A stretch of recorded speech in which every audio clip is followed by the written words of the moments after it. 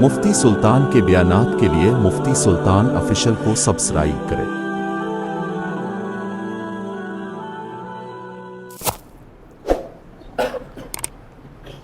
السلام علیکم ورحمۃ اللہ وبرکاتہ۔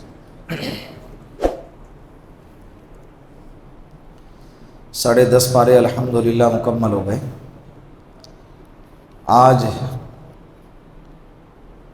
سورۃ التوبہ شروع ہو گئی اور گزشتہ کل 90 پارے کے پاؤں پہ سورۃ الانفال شروع ہو گئی تھی۔ کون سی سورت؟ سورۃ الانفال۔ سورۃ الانفال، انفال کہتے ہیں مال غنیمت کو۔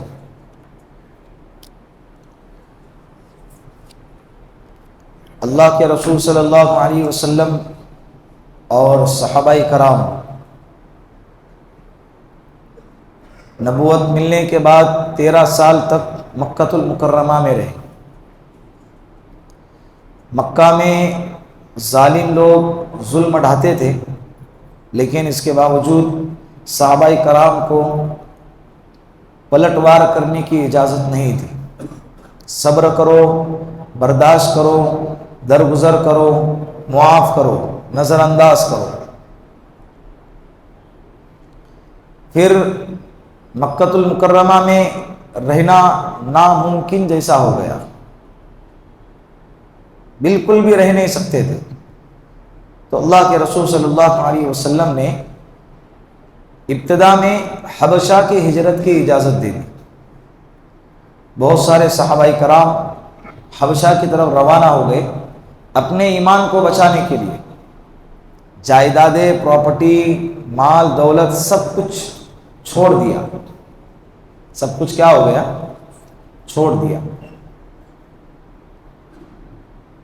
پھر اس کے بعد اللہ کے رسول صلی اللہ علیہ وسلم نے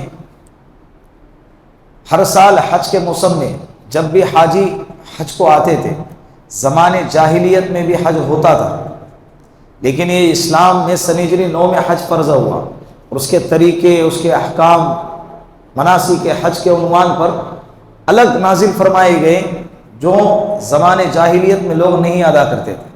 ننگے ہو کے طواف کرنا، زمانے جاہلیت میں ننگے ہو کے طواف کرتے تھے، وہ سب پر پابندی لگا دی گئی۔ تو اللہ کے رسول صلی اللہ علیہ وسلم حج کے موسم میں حاجیوں میں جا کر دعوت دیتے تھے، نبوت کا اعلان کرتے تھے، دین کی، اسلام کی، ایمان کی دعوت دیتے۔ تو ایک دفعہ ایسا ہوا کہ مدینے کے رہنے والے، اس وقت میں مدینے کو یثرب کہا جاتا تھا، حج کے ارادے سے مکہ آئے۔ اللہ کے رسول صلی اللہ علیہ وسلم نے ان سے ملاقات فرمائی۔ کچھ لوگ مسلمان ہو گئے، وہ لوگ جا کر اپنے علاقے میں دعوت دی، آئندہ سال اور لوگوں کو لے کر آئے۔ اللہ کے رسول صلی اللہ علیہ وسلم کو بلایا گیا، سب لوگوں نے مل کر یہ طے کیا، مدینے والوں نے، اللہ کے رسول صلی اللہ علیہ وسلم کو ہم اپنے علاقے میں بلائے۔ تو اللہ کے رسول کو دعوت دی۔ تفصیلی واقعہ ہے، اللہ کے رسول صلی اللہ علیہ وسلم کے ساتھ اس وقت حضرت عباس رضی اللہ عنہ چچا ساتھ میں تھے، اس وقت مسلمان نہیں ہوئے تھے، ساتھ میں۔ جب مدینے والوں نے کہا کہ یا رسول اللہ آپ ہمارے علاقے میں آئیے، حضرت عباس نے فرمایا سوچو تم کیا کہہ رہے ہو، پورے عرب کے دشمنی کو اپنے طرف متوجہ کرو گے، محمد کو ساتھ میں لے جانا کوئی معمولی نہیں ہے، آپ مدینے میں لے جاؤ گے پورا عرب آپ کا دشمن بن جائے گا۔ مدینے والوں نے فرمایا کہ ہم اس پر راضی ہیں، ہم اپنی جان لٹا دیں گے لیکن محمد صلی اللہ علیہ وسلم پر آنچ بھی نہیں آنے دیں گے۔ پھر اللہ کے رسول صلی اللہ علیہ وسلم نے صحابہ کو مدینے کی طرف ہجرت کرنے کا حکم دیا۔ تقریباً جو ایمان والے تھے سبھی مدینے کی طرف ہجرت کر کے چلے گئے۔ اخیر میں اللہ کے رسول صلی اللہ علیہ وسلم کے، یہ ہوتا ہے لیڈر۔ کیا ہوتا ہے؟ پہلے اپنے ماننے والوں کو سیف جگہ پر پہنچایا، پھر اخیر میں خود نکلے، سب سے پہلے نہیں گئے، چاہتے تو جا سکتے تھے، دعوت سب سے پہلے انہیں ہی ملے تھی، لیکن اللہ کے رسول صلی اللہ علیہ وسلم اخیر میں گئے۔ حضرت ابو بکر صدیق رضی اللہ عنہ کے ساتھ سن نبوی 13 میں، سن نبوی مکہ کے زندگی کو نبوت کے بعد کی نبوی کہا جاتا ہے، اور مدینے کے زندگی کو ہجری کہا جاتا ہے۔ کیا کہا جاتا ہے؟ ہجری۔ 10 سال اللہ کے رسول صلی اللہ علیہ وسلم مدینے میں رہے۔ سن ہجری 12 ربیع الاول کو آپ صلی اللہ علیہ وسلم کا انتقال ہو گیا۔ سن ہجری 11، 10 سال 2 مہینے 12 دن، محرم، سفر اور ربیع الاول کی 12 تاریخ کو اللہ کے رسول دنیا سے چلے گئے۔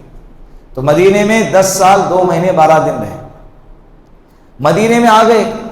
اب مسلمان الحمدللہ مستحکم ہو گئے، مسجد قباء قائم ہو گئی۔ آج مسجد قباء کا بھی تذکرہ آیا ہے، انشاءاللہ کل بیان کیا جائے گا اس میں۔ تو مسجد قباء قائم ہو گئی، مسجد نبوی قائم ہو گئی، مسلمانوں کی میجورٹی حکومت بن گئی، اللہ کے رسول مدینے کے حاکم بن گئے۔ سن ہجری 2 میں اللہ کے رسول صلی اللہ علیہ وسلم کو اطلاع ملی کہ ابو سفیان رضی اللہ عنہ، جو اس وقت مسلمان نہیں ہوئے، فتح مکہ پہ مسلمان ہوئے، اب حضرت ابو سفیان ایک تجارتی قافلہ لے کر ملک شام کی طرف جا رہے ہیں۔ اللہ کے رسول صلی اللہ علیہ وسلم نے لشکر تیار فرمایا، کیونکہ جو سامان لے کے جا رہے وہ سامان ان کا نہیں، یہ صحابہ اکرام کا تھا۔ صحابہ اکرام نے جائیدادیں، مال دولت جو چھوڑی ہوئی تھی نا، یہ انہی کا مال تھا۔ تو اللہ کے رسول صلی اللہ علیہ وسلم نے اس قافلے پر حملہ کرنے کے لیے ایک لشکر تیار فرمایا۔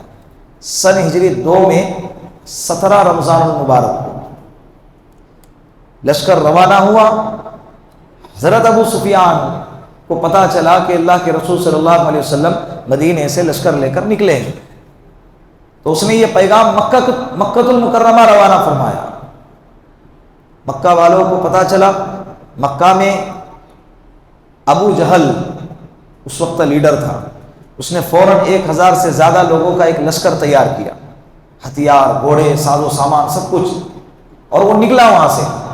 حضرت ابو سفیان راستے کو تبدیل کر کے ملک شام کی طرف چلے گئے۔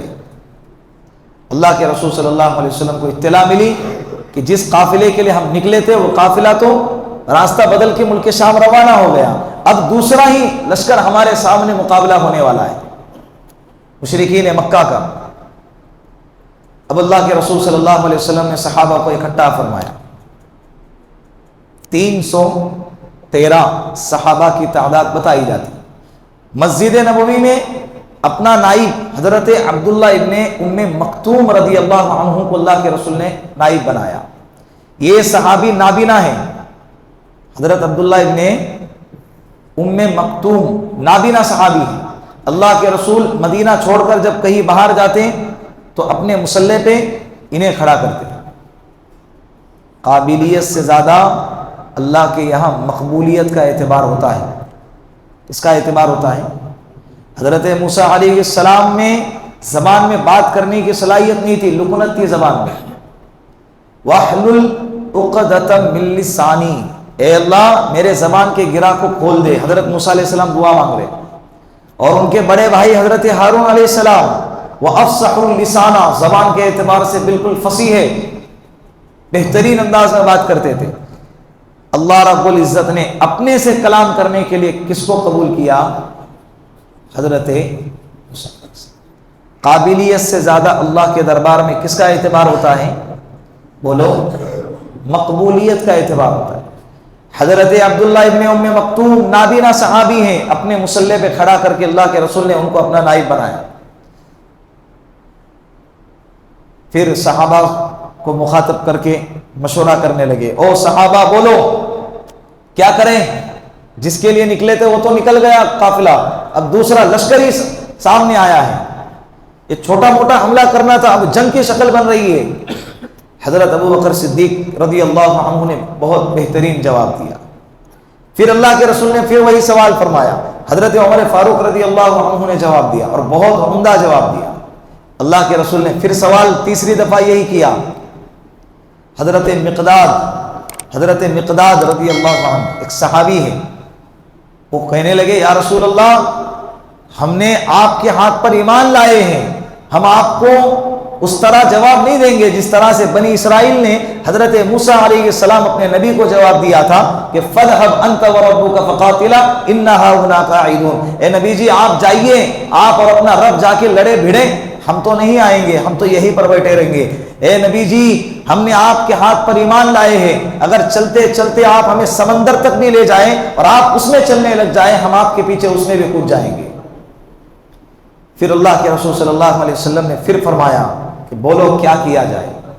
حضرت سعد بن معاذ رضی اللہ عنہ ایک صحابی ہے، انصاری صحابی ہے، وہ کہنے لگے یا رسول اللہ آپ ایک ہی سوال بار بار اس لیے پوچھ رہے ہیں کہ انصار کا کیا منشا ہے؟ مہاجرین مکہ سے ہجرت کر کے اللہ کے رسول کے ساتھ میں آئے ہیں، انصار جو مدینے میں رہنے والے ہیں اور مدینے میں رہ کر ہجرت کر کے آنے والے صحابہ کی مدد کرنے والے لوگوں کو انصار کہا جاتا ہے۔ مہاجرین تو اللہ کے رسول کے ہاتھ پر کلمہ پڑھ کر اپنے وطن کو چھوڑ کر آئے ہیں، وہ جانتے ہیں اللہ کے رسول کہ یہ کہیں بھی جائیں گے میرے ساتھ میں۔ انصار کے بارے میں کیا ہے یہ بار بار پوچھ رہے ہیں۔ حضرت سعد بن معاذ نے فرمایا یا رسول اللہ کیا آپ انصار کے بارے میں پوچھ رہے ہیں؟ اللہ کے رسول نے فرمایا جی کہو۔ حضرت سعد بن معاذ نے پھر وہی جواب دیا حضرت مقداد نے جو جواب دیا تھا، یا رسول اللہ ہم نے آپ کے ہاتھ پر کلمہ پڑھا ہے، جینے اور مرنے پر بیعت کی ہے، اگر آپ ہم کو آگ میں کودنے کو کہیں گے ہم بلا جھجک آگ میں کود جائیں گے۔ اللہ کے رسول صلی اللہ علیہ وسلم خوش ہو گئے۔ پھر اللہ کے رسول نے صحابہ کرام کو بشارت سنائی، خوشخبری سنائی کہ اللہ رب العزت نے مجھ پر وحی نازل فرمائی تھی اور مجھے فتح کی خوشخبری سنائی، 2 قافلوں میں سے ایک قافلے پر تم کو اللہ فتح عطا فرمائیں گے۔ تو یہ فتح کی خوشخبری تو پہلے ہی مل چکی تھی۔ حضرت ابو سفیان کا قافلہ نکل گیا، اب دوسرا جو قافلہ آنے والا ہے، جو لشکر آنے والا ہے، اس پر فتح کی خوشخبری سنائی گئی۔ پھر غزوہ بدر کا معرکہ پیش آیا۔ غزوہ بدر سن ہجری 2 میں 17 رمضان 313 صحابہ کرام، اس میں حضرت عثمان غنی شامل نہیں تھے، اس لیے کہ اس وقت میں حضرت رقیہ رضی اللہ عنہا جو اللہ کے رسول صلی اللہ علیہ وسلم کی دختر ہے، بیٹی ہے، وہ بیمار تھی، بہت زیادہ بیمار، جو حضرت عثمان غنی کی زوجہ ہے۔ اللہ کے رسول نے ان سے فرمایا کہ تم ان کی عیادت میں لگے رہو، ہمارے ساتھ میں جنگ پہ نہ آنا۔ تو غزوہ بدر پر رات میں اللہ کے رسول صلی اللہ علیہ وسلم پوری رات اللہ کے سامنے روتے رہے، گڑ گڑاتے رہے، تو اللہ سے مانگتے رہے اے اللہ ان تہلک ہذہ العصابہ لن تعبد ابدا، اے اللہ یہ لشکر جو لے کر آئے نا تیرے سامنے، اگر یہ کل ہلاک ہو گئے اس روئے زمین پر تیری عبادت کرنے والا کوئی باقی نہیں رہے گا۔ کیا زبردست جملہ ہے! اس کرۂ ارض پر، پورے روئے زمین پر 313 صحابہ کرام کے بارے میں اللہ کے رسول نے فرمایا اے اللہ اگر یہ ہلاک ہو گئے تو اس کے بعد اس روئے زمین پر تیری عبادت کرنے والا کوئی باقی نہیں رہے گا۔ گویا کہ آج جو دین بھی ملا ہے ہم کو وہ 313 کے برکت سے ملا ہے۔ اللہ رب العزت نے پھر وہ ایک لمبا تفصیل واقعہ ہے، اس کے اندر بھی ذکر ہے، اللہ نے اللہ کے رسول صلی اللہ علیہ وسلم کو فتح عطا فرمائی۔ اللہ کے رسول نے صحابہ کرام کو باقاعدہ دوسرے دن جو جنگ ہونے والی ہے، جنگ کے اندر کون کون کہاں کہاں مرے گا مکہ کے سرداروں میں سے ان کی جگہ بھی بتا دی۔ ابو جہل یہاں گرے گا، عتبہ یہاں گرے گا، شیبہ یہاں گرے گا، امیہ ابن خلف یہاں گرے گا، سب کے نام لے لے کر ان کی جگہ بتا دی۔ اللہ کے رسول کو بذریعہ وہی بتایا گیا۔ پھر جنگ کا معرکہ مکمل ہوا، 70 مشرکین مکہ قتل ہو گئے۔ کتنے؟ 70 مشرکین مکہ قتل ہو گئے، 70 قیدی بنائے گئے، بہت سارا مال غنیمت ہاتھ آیا، بہت سارا مال غنیمت۔ 60 یا 70 اللہ کے رسول صلی اللہ علیہ وسلم کے پاس اونٹ تھے، 313 لوگ ہیں اور اونٹ کتنے ہیں؟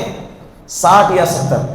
جب مدینے سے نکلے میدان بدر کی طرف، لمبا کافی فاصلہ ہے، تقریباً 80 کلومیٹر کے قریب فاصلہ ہوگا، چھٹیل میدان ہے، تو ہر اونٹ پہ 3 صحابہ کو جوڑی بنا کر طے کیا گیا کہ ایک اونٹ پر 3 صحابی بیٹھیں گے۔ اللہ کے رسول صلی اللہ علیہ وسلم جس اونٹ پر تھے، حضرت علی رضی اللہ عنہ اور حضرت ابو لبابہ ایک صحابی ہے، یہ 3 صحابی ایک اونٹ پر سوار ہوتے تھے، باری باری دو بیٹے ہیں، ایک پیدل چل رہا ہے، پھر ایک بیٹھے گا، اس میں سے ایک نیچے اترے گا۔ اللہ کے رسول صلی اللہ علیہ وسلم بھی اپنے باری پر نیچے اتر کے پیدل چلتے تھے۔ حضرت علی رضی اللہ عنہ، حضرت ابو لبابہ رضی اللہ عنہ، دو صحابہ نے اللہ کے رسول سے فرمایا یا رسول اللہ آپ نیچے پیدل نہ چلیے، آپ ہماری باری لے لیجئے اور آپ اونٹ پر سوار ہو جائیے۔ اللہ کے رسول نے فرمایا میں تم سے زیادہ طاقتور ہوں، تم مجھ سے زیادہ طاقتور نہیں ہے، اور دوسری بات ہے کہ ثواب کے جس طرح سے آپ محتاج ہیں، ثواب کا میں بھی محتاج ہوں۔ کون کہہ رہا ہے؟ لیڈر، قوم کا لیڈر۔ آج کے زمانے کے لیڈر اے سی میں رہتے ہیں اور ان کے بھکت لوگ کہاں رہتے ہیں؟ سڑکوں پہ گلی کوچوں میں بھٹکتے رہتے ہیں۔ اللہ کے رسول صلی اللہ علیہ وسلم نے فرمایا کہ نہیں۔ پھر حضرت ابو لبابہ رضی اللہ عنہ کو اللہ کے رسول صلی اللہ علیہ وسلم نے حضرت عبداللہ ابن ام مکتوم کے ساتھ میں ان کا معاون بنا کے ان کو مدینہ روانہ فرمایا۔ پھر تیسرے صحابی حضرت مرثد رضی اللہ عنہ تھا کے ساتھ، حضرت مرثد، یہ صحابی اب ان کے جوڑی کے بن گئے۔ سن ہجری 2/17 رمضان غزوہ بدر کا معرکہ پیش آیا، اللہ کے رسول صلی اللہ علیہ وسلم کو اللہ نے فتح عطا فرمائی، مال غنیمت خوب آیا، 70 قیدی بنائے گئے، 70 قیدی بنائے گئے۔ اب مال غنیمت پہلی جنگ ہے نا، مال غنیمت جس لشکر پر فتح ملتی ہے اس سے جو مال مل جاتا ہے، ہتھیار ہے، سونا ہے، چاندی ہے، جو بھی گھوڑے ہیں، اونٹ ہیں، مال ملتا ہے اسے کہتے ہیں مال غنیمت۔ اب یہ پہلی جنگ اور صحابہ کو پہلی دفعہ مال غنیمت ملا ہے۔ اب مشورہ ہو رہا ہے کیا کرے، اختلاف ہو گیا۔ انصاری صحابی کہنے لگے جو انصار کہیں گے اس کے مطابق تقسیم ہوگی، مہاجر کہنے لگے کہ جو مہاجر کہیں گے اس کے مطابق تقسیم ہوگی۔ اب اختلاف ہو گیا کہ کس کے مطابق تقسیم ہوگی، یہ آپس میں کشمکش میں مبتلا ہوئے۔ اللہ کے رسول صلی اللہ علیہ وسلم کی بعثت سے پہلے زمانے کے امتوں پر جب جنگ ہوتی تھی اور جو مال غنیمت ملتا تھا وہ مال غنیمت ان لوگوں کو استعمال کرنے کی اجازت نہیں تھی۔ یہ شکل ہوتی تھی کہ وہ مال غنیمت پہاڑ پہ رکھ دیا جاتا، ایک آگ آتی اور اس مال غنیمت کو اٹھا کر لے جاتی، لوگوں کو استعمال کرنے کی اجازت نہیں تھی۔ اللہ کے رسول نے فرمایا فضلت علی الانبیاء بست اعطیت جوامع الکلم ونصرت بالرعب واحلت لی الغنائم وجعلت لی الارض مسجدا وطہورا وارسلت الی الخلق کافہ۔ 6 چیزیں ایسی ہیں جو اللہ نے مجھے عطا فرمائی، مجھ سے پہلے نہ کسی نبی کو عطا فرمائی نہ کسی امتی کو عطا فرمائی۔ اعطیت بجوامع الکلم، جامع کلمات، کم لفظ استعمال کرتے تھے، اس کے ترجمے، اس کے معانی بہت زیادہ ہوتے تھے، یہ اللہ رب العزت نے ہمارے نبی کو عطا فرمایا۔ اعطیت جوامع الکلم ونصرت بالرعب، جہاں جاتے تھے آپ سے پہلے آپ کا روح پہنچ جاتا تھا، ہیبت پہنچ جاتی تھی، خوف پہنچ جاتا تھا، یہ اللہ کے رسول صلی اللہ علیہ وسلم کو اللہ نے صفت عطا فرمائی۔ ونصرت بالرعب واحلت لی الغنائم، مال غنیمت کو میری امت کے لیے اللہ رب العزت نے حلال قرار دیا۔ کیا قرار دیا؟ وجعلت الارض مسجدا وطہورا، سارے روئے زمین کو اللہ نے میری امت کے لیے سجدہ کرنے کی جگہ اور وضو کے لیے پانی نہ ملے تو تیمم کرنے کی جگہ بنایا۔ پہلے زمانے کی امت کے لیے یہ حال نہیں تھا، ایک مخصوص جگہ ہوتی تھی وہی آ کر عبادت کرنا ہے اور وضو کرنے کے لیے پانی استعمال کرنا ہے، اگر پانی نہ ہو تو تیمم کی اجازت نہیں تھی، تیمم کا حکم بھی نازل نہیں ہوا تھا۔ وَجُعِلَتِ الْأَرْضُ مَسْجِدًا وَطَهُورًا وَأُرْسِلْتُ إِلَى الْخَلْقِ كَافَّةً، میری رسالت کو سارے مخلوق کے لیے کافی قرار دیا۔ پہلے جتنے بھی نبی آئے کسی قبیلے کے لیے، کسی علاقے کے لیے، کسی شہر کے لیے، کسی خاندان کے لیے، لیکن مجھے جب اللہ نے بھیجا تو ساری کائنات کے لیے اللہ رب العزت نے مجھے نبی اور رسول بنا کر بھیجا۔ 6ٹھی چیز وَخُتِمَ بِيَ النَّبِيُّونَ، مجھ پر نبوت کا سلسلہ اللہ نے بند کر دیا۔ تو یہ مال غنیمت اس امت کے لیے اللہ رب العزت نے عطا فرمایا۔ ابھی یہ صحابہ کرام اللہ کے رسول کے پاس آئے، کہنے لگے یا رسول اللہ مال غنیمت کو کیسے تقسیم کریں، کیا کریں، کیا ہو؟ یسألونک عن الانفال، قل الانفال للہ والرسول. صحابہ پوچھتے ہیں مال غنیمت کے بارے میں، اے نبی جی آپ کہہ دیجئے کہ یہ اللہ اس کا رسول جو فیصلہ کریں گا یہ آپ اس پر راضی رہو گے. نہ انصار فیصلہ کریں گے نہ مہاجر فیصلہ کریں گے، اس کا فیصلہ تو کون کرے گا؟ پھر آج جو تراویح کی پہلی رکعت جہاں سے شروع ہو گئی، وَاعْلَمُوا أَنَّمَا غَنِمْتُم مِّن شَيْءٍ فَأَنَّ لِلَّهِ خُمُسَهُ وَلِلرَّسُولِ وَلِذِي الْقُرْبَى وَالْيَتَامَى وَالْمَسَاكِينِ وَابْنِ السَّبِيلِ. یہ مال غنیمت کی تقسیم اللہ رب العزت نے بیان فرمائی. جان لو اے لوگو، جان لو جب بھی مال غنیمت تمہارے ہاتھ میں آئے گا اس کا 5واں حصہ اللہ کو، اللہ کے رسول صلی اللہ علیہ وسلم کے لیے، اللہ کے رسول صلی اللہ علیہ وسلم کے رشتہ داروں کے لیے، یتیموں کے لیے، مسکینوں کے لیے. کتنا حصہ؟ مثال کے طور پہ اگر 100 حصے ہیں تو 5واں حصہ کتنے ہو گئے؟ 20. 5واں حصہ کتنے ہو گئے؟ 20. تو یہ جو 20 حصے ہیں یہ اللہ کے لیے ہوں گا. فَأَنَّ لِلَّهِ خُمُسَهُ وَلِلرَّسُولِ، اللہ کے رسول کے لیے. اسی 20ویں حصے کے اندر اللہ کے لیے، اللہ کے رسول کے لیے. وَلِذِي الْقُرْبَى، اللہ کے رسول کے جو رشتہ دار ہیں، جو خاندان والے ہیں. وَالْيَتَامَى، یتیم لوگ. وَالْمَسَاكِينِ وَابْنِ السَّبِيلِ، اور مسافر، مسکین لوگ، محتاج لوگ اور مسافر لوگ. ان لوگوں کے لیے 5ویں حصے میں سے بانٹا جائے گا. اور باقی کے جو 80 حصے بچے ہیں، 4 حصے جس کو کہیں گے، 5 حصے بناؤ، 5واں حصہ اللہ اس کے رسول کے لیے، اللہ کے رسول کے رشتہ داروں کے لیے. 4 حصے جو بچے ہیں یہ مجاہدین میں تقسیم کیے جائیں گے. کس میں؟ جہاد کرنے والوں میں. جان ہتھیلے پہ لے کے گئے نا، تم تو گھر میں بیٹھے ہوئے تھے، پھر تم کہو گے کہ ہم کو بھی اونٹ ملنا چاہیے، گھوڑے ملنا چاہیے، تو جنگ پہ آنا چاہیے تھا. کہاں آنا چاہیے تھا؟ جنگ پہ آ جانا چاہیے تھا. جنگ پہ جانا کوئی معمولی بات ہے؟ جان ہتھیلے پہ لے کر گئے ہیں اور زندگی اور موت کا فیصلہ کرنے کے لیے میدان میں اترے ہیں. اللہ نے فتح عطا فرمائی، مال غنیمت لے کر آئی. یہ ان کا سب سے زیادہ حق ہے. بات سمجھ میں آ رہی؟ اللہ کے رسول صلی اللہ علیہ وسلم اب نہیں رہے، ان کے رشتہ دار بھی نہیں رہے. جہاں پر اسلامک حکومت ہے وہاں کا حاکم اپنے ثوابدید کے اعتبار سے وہ جو 5واں حصہ ہے نا، یتیموں پر، مسکینوں پر، اور اسی طرح محتاجوں پر، اور اسی طرح مسافروں پر یہ تقسیم کرے گا. سمجھ میں آ رہی ہے بات؟ یہ سورۃ الانفال کا خلاصہ ہے. آگے اللہ رب العزت نے 10ویں پارے میں سورۃ التوبہ نازل فرمائی. کیا بولو؟ اس کا دوسرا نام ہے سورۃ البرات. یہ قرآن میں کتنے سورتیں ہیں؟ 114.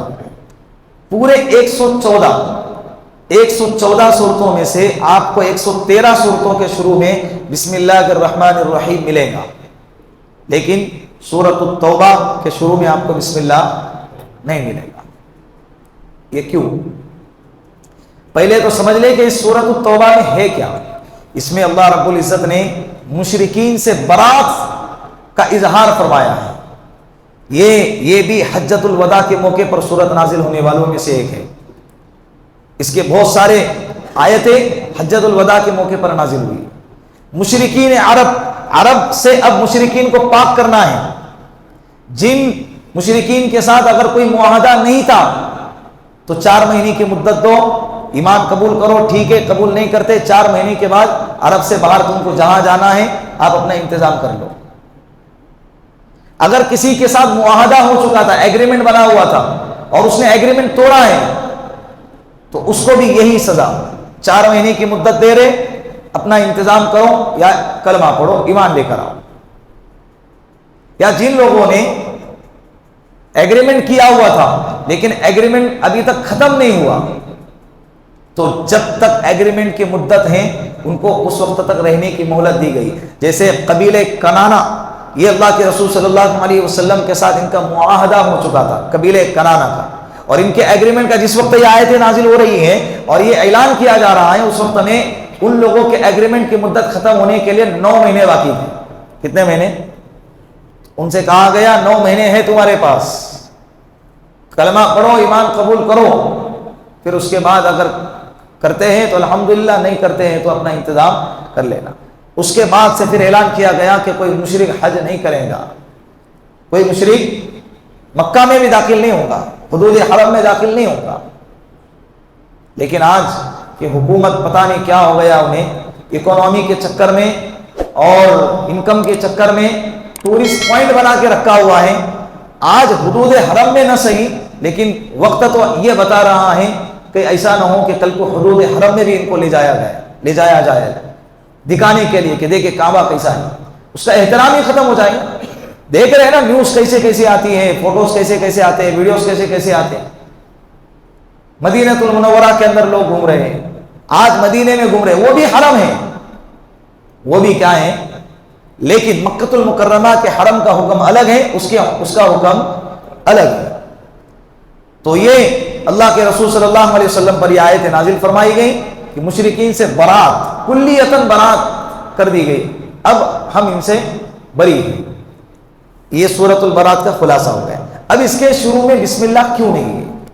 بعض لوگ یہ جواب دیتے ہیں کہ اس کے اندر عذاب کی آیتیں ہیں اور بسم اللہ الرحمن الرحیم یہ رحمت ہیں، تو رحمت اور عذاب کی آیتیں دونوں اکٹھا جمع نہیں ہوتی. یہ غلط جواب ہے. صحیح جواب یہ ہے کہ جب یہ سورۃ التوبہ نازل ہو گئی، اللہ کے رسول صلی اللہ علیہ وسلم نے صحابہ کرام طے تھے لکھنے والے، جنہیں کاتب وحی کہتے ہیں. کیا کہتے ہیں؟ کاتب وحی. یہ طے ہوتے تھے. حضرت علی رضی اللہ عنہ، حضرت زید بن ثابت رضی اللہ عنہ، حضرت زید بن ثابت بن قیس بن شماس رضی اللہ عنہ، حضرت امیر معاویہ رضی اللہ، حضرت عمر فاروق رضی، یہ کاتبان وحی میں سے اللہ کے رسول صلی اللہ علیہ وسلم نے بلایا اور یہ صورت لکھوائی. لیکن یہ نہیں فرمایا کہ یہ اب اس کے پہلے جو صورت ہے سورۃ الانفال، اللہ کے رسول صلی اللہ علیہ وسلم نے یہ نہیں فرمایا کہ یہ سورت الانفال کا حصہ ہے، اور یہ بھی نہیں فرمایا کہ یہ سورت مستقل ایک الگ سورت ہے. بات سمجھ میں آ رہی؟ اگر یہ سورۃ الانفال کا حصہ ہے تو بسم اللہ لکھنے کی کوئی ضرورت ہی نہیں ہے. لیکن اگر یہ مستقل صورت ہے تو بسم اللہ لکھنا پڑے گا. لیکن اللہ کے رسول نے نہ یہ پچھلے صورت کا حصہ ہے نہ یہ مستقل کوئی صورت ہے، دونوں چیز کی کوئی وضاحت کی نہیں. صحابی پوچھنا رہ گئے. اللہ کے رسول صلی اللہ علیہ وسلم دنیا سے چلے گئے. اللہ کے رسول چلے گئے. یہ قرآن کی خوبصورتی دیکھے، صحابہ کا عدل دیکھے، صحابہ کا جذبہ دیکھے، دین کی حفاظت کا جذبہ دیکھے. اللہ کے رسول صلی اللہ علیہ وسلم دنیا سے چلے گئے. اس صورت پر ایک بسم اللہ بڑھا دیتے کیا جاتا تھا. لیکن جس کام کو میرے نبی نے نہیں بتایا ہے وہ کام 1,24,000 صحابہ رہتے ہوئے بھی وہ سب مل کر بھی وہ کام انہوں نے بولو نہیں، ایک بسم اللہ اس پر نہیں بڑھایا، کیونکہ پتہ نہیں تھا نا کہ بھئی یہ سورت پچھلے سورت کا حصہ ہے. اب اس کے پڑھنے کا طریقہ کیا ہے؟ اگر آپ سورۃ الانفال پڑھتے پڑھتے اچانک بیچ میں سورۃ التوبہ آ گئی تو آپ کو نہ بسم اللہ پڑھنے کی ضرورت ہے نہ اعوذ باللہ پڑھنے کی ضرورت ہے. تسلسل کے ساتھ پڑھتے رہو اور آگے چلتے رہو. لیکن اگر آپ رک گئے، کسی اور کام میں مشغول ہو گئے، پھر سورۃ توبہ پڑھ رہے تو آپ اعوذ باللہ من الشیطان الرجیم پڑھیں گے اور آگے تلاوت شروع کریں گے. تیسرا طریقہ، قرآن کھولا اور سورۃ توبہ سے ہی شروع کر رہے تو اعوذ باللہ بھی پڑھیں گے، بسم اللہ بھی پڑھیں گے اور پھر اس کے بعد سورت شروع کریں گے. بات سمجھ میں آ رہی ہے؟ اللہ رب العزت ان باتوں کو سمجھنے کی، دوسروں تک پہنچانے کی توفیق عطا فرمائے. وآخر دعوانا ان الحمد للہ رب العالمین.